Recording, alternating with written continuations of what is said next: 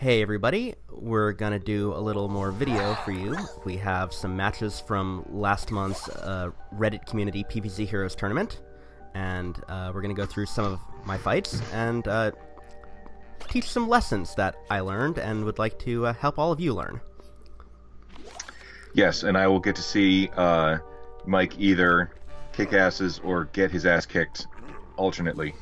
Yeah, healthy mix of wins and losses. You know, you don't want to put all wins in because that's like, you know, there are lessons to learn from losing too. But this first one is a lesson to learn from winning, and it's called Don't Play Hot Dog Imp on turn 2.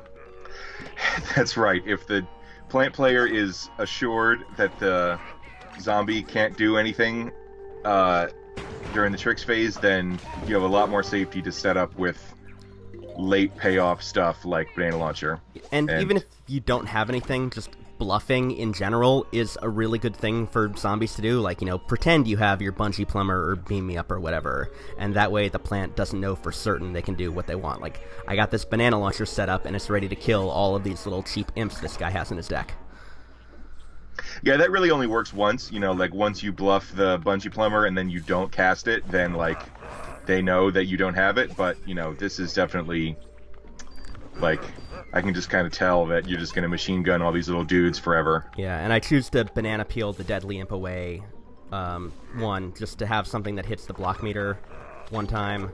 For one, I guess not, since I'm just throwing a half banana in front of it. It's been a little while since I've watched these, so we're going to learn together.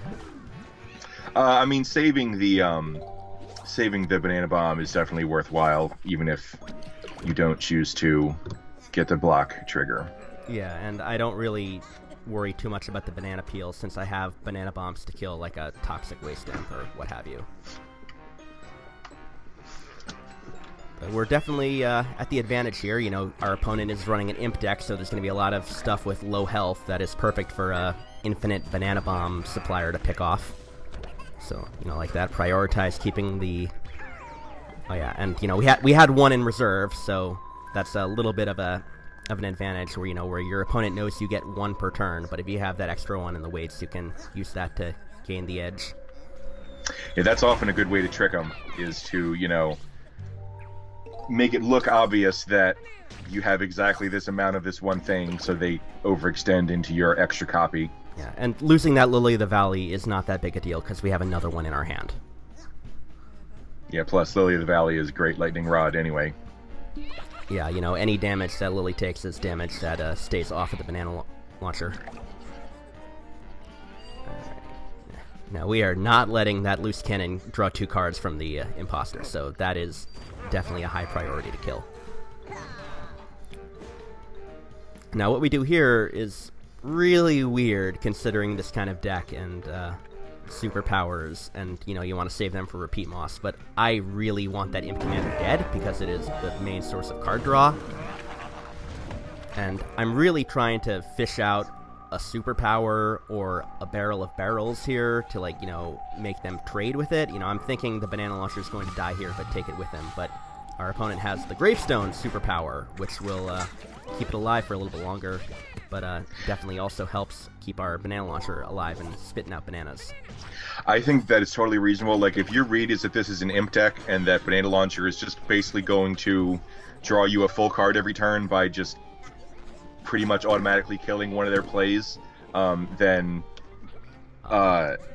getting rid of the mechanism for them to, like, overpower you doing that is totally the right move. Yeah, and repeat moss, even without the superpower, can still work as a control thing to kill stuff with 2 health, like it did right there. Rest in peace, Imitator. Yeah, and since our opponent spent all of their brains, we're now able to kill the Imp Commander and keep the banana launcher alive still. Yeah, turn 7, and we set this thing up on turn 2. That is that's a lot of value. Yep. The dude also had a Bungee Plumber in hand, or at least had one on turn 3. Or not turn 3, turn 4. So, you know, maybe they just drew it then, but it's also very possible that if they had just not played that imp, that this game would be 100% different. Absolutely, yeah. And, you know, now our opponent's almost entirely out of cards, so we can really start flooding the board with hard-to-kill stuff. And right there, you got the 2-for-1 between the Repeat Moss and the Banana Bomb to kill both of the Cosmic Imps. Yeah, I haven't been keeping track, but this banana launcher has been, like, a 9-for-1, practically. Yeah, and I'm lucky that our opponent was playing an Imp Infinity deck instead of like a Gravestone one, because the Banana Bombs are definitely way more useful in this matchup. Yeah, Banana Launcher is amazing. Turn 8. Alright, and we have no way to kill that Cosmic Imp, or not Cosmic Imp, but that Mascot Imp, so that's a little unfortunate, and the Guard Throwing Imp is definitely going to summon one guy off of it, so that's not ideal, but we're still in great shape. And, you know, okay, we got the Hippity Hop Garg, and it's going to trade with our Banana Launcher. You have lived a long and fulfilling life.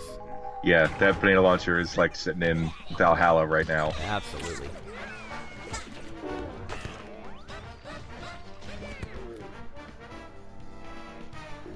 And I mean, it kind of doesn't even matter what happened on this turn, because you pretty much won 3 turns ago.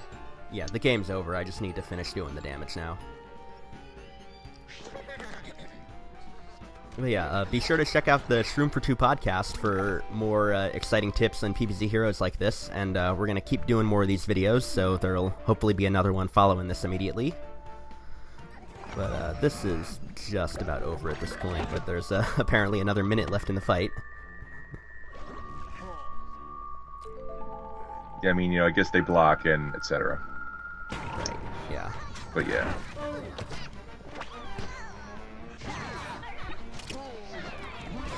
And, you know, one of the main reasons we have such an advantage is because we were able to kill the Imp Commander before our opponent could draw a single card off of it.